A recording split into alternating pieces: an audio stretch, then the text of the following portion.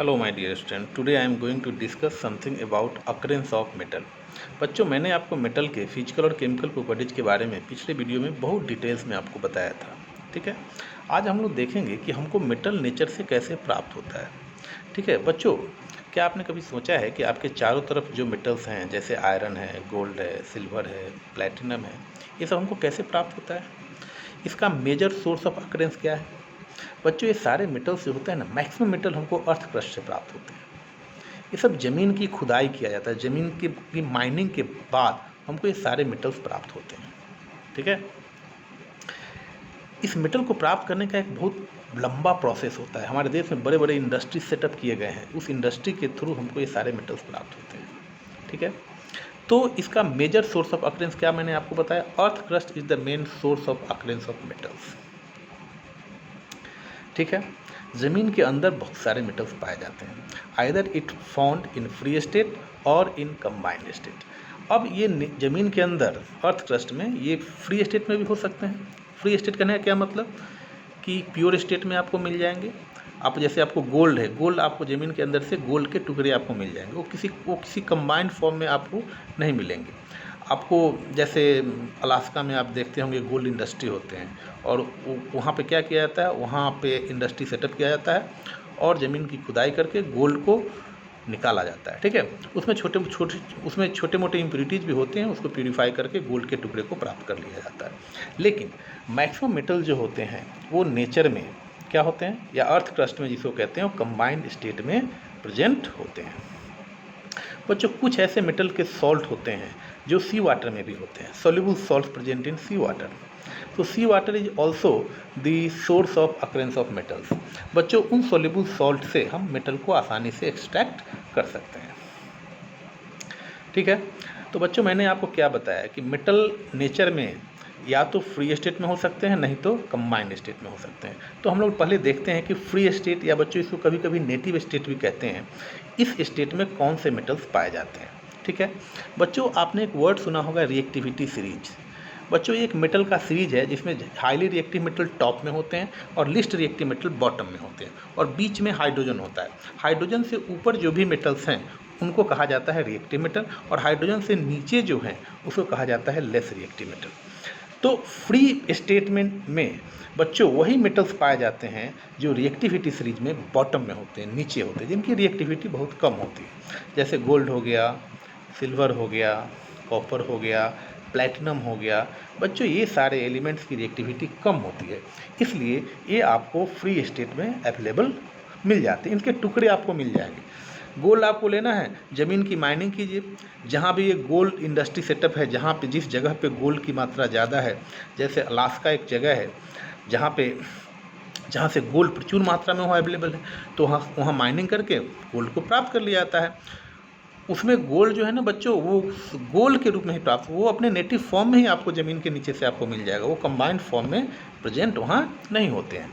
ठीक है, लेकिन कंबाइंड फॉर्म में कौन से मेटल्स पाए जाते हैं, वैसे मेटल्स जो रिएक्टिविटी सीरीज में टॉप पोजीशन पे होते हैं, जैसे सोडियम हो गया, पोटेशियम हो गया, कैल्शियम हो गया, मैग्नीशियम हो गया, इनकी रिएक्टिविटी बहुत ज़्यादा होती है। तो ये नेचर में फ्री स्टेट में एग्जिस्ट नहीं करते हैं, they generally exist in combined form. ठीक है, जैसे सोडियम नेचर में किस फॉर्म में, आपको सोडियम क्लोराइड के फॉर्म में मिलेगा, कैल्शियम ऑक्साइड है, कैल्शियम सल्फेट है, नहीं CaF2 है। ठीक है, तो ये कैल्शियम फ्लोराइड इसको कहते हैं। तो आयरन का देख लो, जैसे Fe2O3 है, हेमाटाइट, मैग्नेटाइट, नहीं ZnO का ZnO, नहीं ZnCO3, कैलामाइन बच्चों जिसको हम लोग कहते हैं ZnCO3, ये जिंक का और है। तो ये सब कंबाइंड स्टेट में नेचर में पाए जाते हैं। ठीक है, तो इन सब से हम लोग मेटल को प्राप्त करना है। ठीक है, कैसे प्राप्त करते हैं हम लोग वन बाय वन आगे डिस्कस करेंगे। ठीक है, अच्छा बच्चों, अर्थ क्रस्ट में ज़मीन के अंदर जो भी मेटल या मेटल के कंपाउंड्स जो प्रेजेंट होते हैं उनको हम लोग क्या कहते हैं, मिनरल्स कहते हैं। अगर आपसे कोई पूछे मिनरल्स क्या है, the substance which present inside the earth crust, नहीं, आर कॉल्ड मिनरल्स। ज़मीन के अंदर जो भी चीज़ें हैं उसको मिनरल्स कहा जाता है। ठीक है, अच्छा, उस मिनरल्स में किसी मिनरल्स में हो सकता है मेटल का परसेंटेज ज़्यादा हो, किसी मिनरल्स में मेटल का परसेंटेज क्या हो सकता है, कम हो सकता है। ठीक है। तो जिस मिनरल्स में मेटल का परसेंटेज ज़्यादा होता है, जिस मिनरल से हम आसानी से मेटल को एक्सट्रैक्ट कर सकते हैं, निकाल सकते हैं बच्चों, वैसे मिनरल्स को हम लोग कहते हैं ओर। तो अगर कोई आपसे पूछे ओर क्या है, तो कैसे आप डिफाइन करोगे? ओर क्या है? Ore those minerals from which metal can extracted easily, conveniently और प्रॉफिटेबली आर कॉल्ड ओर। जब बच्चों मैंने यहाँ पर एक वर्ड किया कन्वीनियंटली, कन्वीनियंटली का मतलब क्या हुआ? हमारे पास जो भी टेक्नोलॉजी अवेलेबल है, उस टेक्नोलॉजी के द्वारा अगर हम मिनरल से मेटल को प्राप्त कर लेते हैं, तो इसी को तो हम लोग कन्वीनियंटली कहते हैं, आसानी से इसको निकाल लिया। अगर कोई टेक्नोलॉजी होगा ही नहीं तो हम मेटल को कैसे फाइंड आउट करेंगे? ठीक है। प्रॉफिटेबली का कहने का क्या मतलब हो गया? जैसे मान लो हम किसी मिनरल से मेटल को प्राप्त करते हैं, उस मिनरल से मेटल को निकालने का अगर मेरा खर्च है, अगर 100 करोड़ है, और जब हम उस मेटल को मार्केट में सोल्ड करते हैं, बेचते हैं, तो अगर हम उसको, उससे हमको प्रॉफिट होता है, 200 करोड़ में हम उसको बेच रहे हैं, तो हमारे लिए प्रॉफिटेबल हो गया वो। तो वैसे मिनरल्स को हम लोग ओर कहेंगे। लेकिन अगर खर्च मैं 100 करोड़ किया, हमको फ़ायदा 5 रुपये का हुआ, तो क्या वह ओर मेरे लिए प्रॉफिटेबल हो, वह मिनरल मेरे लिए प्रॉफिटेबल होगा? प्रॉफिटेबल नहीं होगा। ठीक है। तो ये ध्यान में रखना है, सभी मिनरल्स को हम लोग ओर नहीं कहेंगे, उसी मिनरल्स को ओर कहेंगे जो जिस मिनरल से मेटल हमको आसानी से, कन्वीनियंटली, प्रॉफिटेबली हमको प्राप्त हो जाए, वैसे मिनरल्स को हम ओर कहेंगे। ठीक है बच्चों, हर एक मेटल्स के कुछ न कुछ ओर्स हैं, आपको उस ओर्स को याद रखना होगा। जैसे आयरन के 2 इंपॉर्टेंट ओर्स आपको याद रखना है। फर्स्ट वन इज हेमाटाइट, जिसका फॉर्मूला होता है Fe2O3। बच्चों नोट करो इन सब चीज़ को, ये सब बहुत इंपॉर्टेंट पॉइंट्स हैं जो एग्जाम में पूछे जाते हैं। आपसे क्या पूछा जाए कि what is the formula of haematite, आपको क्या जवाब देना है? Fe2O3। ये किसका ओर है? आयरन का ओर है, इससे हमको आयरन प्राप्त होगा।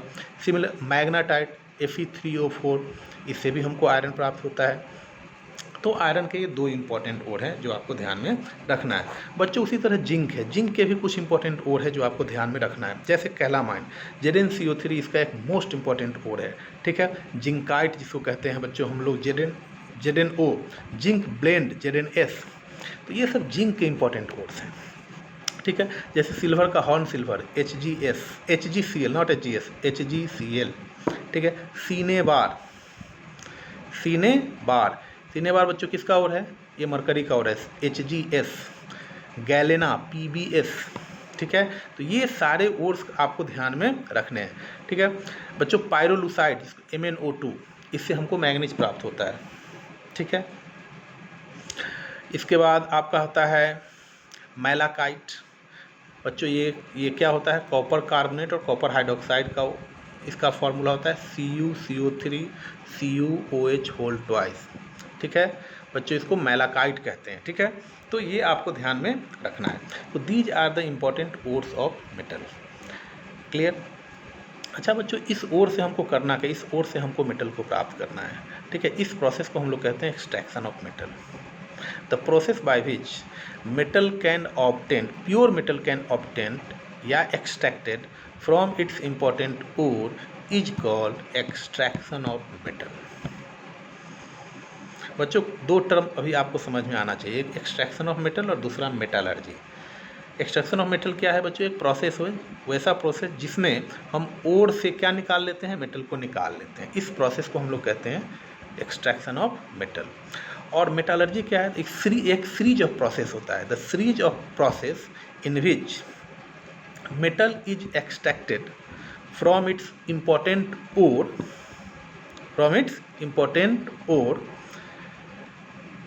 followed by refining of metal is called metallurgy। ठीक है बच्चों, ये सीरीज ऑफ प्रोसेस जो होता है, इस प्रोसेस को हम लोग मेटालर्जिकल प्रोसेस या मेटालर्जिकल ऑपरेशन हम लोग 1 by 1 डिटेल्स में डिस्कस करेंगे। इसमें बहुत सारे स्टेप्स आते हैं। ठीक है, हम लोग इसको आगे हम लोग अगले वीडियो में डिस्कस करेंगे।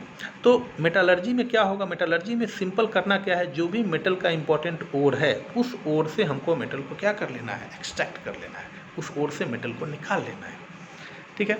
जैसे हेमाटाइट का फॉर्मूला होता है Fe2O3। ये आयरन का एक इंपॉर्टेंट ओर है, इससे हमको क्या मिलेगा? आयरन मिलेगा। अब ऐसे ही आयरन नहीं मिलेगा बच्चों, इसके लिए क्या क्या हेमाटाइट कहाँ पाया जाता है? हेमाटाइट तो अर्थ क्रस्ट में ज़मीन के नीचे पाया जाता है। तो माइनिंग करके हम लोग हेमाटाइट को ज़मीन के नीचे से निकालते हैं।